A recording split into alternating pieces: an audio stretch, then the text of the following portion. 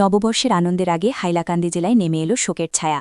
৫৩ নং জাতীয় সড়কের ৫ গ্রাম ধলেশ্বর বাইপাস এলাকায় সংঘটিত হয় মর্মান্তিক হিট অ্যান্ড রান। দুর্ঘটনায় প্রাণ হারালেন অসম পুলিশের এক কর্মী। নিহত পুলিশকর্মীর নাম সেবক দত্ত। তিনি শিলচর রংপুরের বাসিন্দা এবং শ্রীভূমি জেলার বর্ডার ব্রাঞ্চে কর্মরত ছিলেন বলে জানা গেছে। প্রাথমিক তথ্য অনুযায়ী কর্মস্থল শ্রীভূমি থেকে নিজের বাড়ি শিলচরের দিকে মোটরসাইকেলে রওনা হয়েছিলেন তিনি। হঠাৎ একটি দ্রুতগতির বিলাসবহুল গাড়ি সামনে থেকে তার বাইকে ধাক্কা মারে। সংঘর্ষের পর গাড়িতে আথেমে ঘটনাস্থল থেকে পালিয়ে যায়। গুরুতর জখম অবস্থায় ঘটনাস্থলে মৃত্যু হয় সেবক দত্তের। খবর পেয়ে পুলিশ ঘটনাস্থলে পৌঁছে ক্ষতিগ্রস্ত মোটরসাইকেল উদ্ধার করে এবং মৃতদেহ ময়নাতদন্তের জন্য পাঠানো হয় স্থানীয় হাসপাতালে। ঘটনায় জড়িত গাড়ি ও চালকের খোঁজে তদন্ত শুরু করেছে পুলিশ।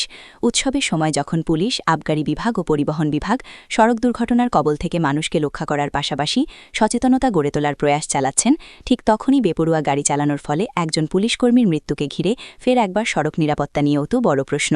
সেবক দত্তের আকস্মিক মৃত্যুতে পরিবার, সহকর্মী ও পুলিশ মহলে নেমে এসেছে গভীর শোক। হাইলাকান্দি থেকে পূর্ণজ্যোতিদের রিপোর্ট, ঈশান বাংলা নিউজ, শিলচর।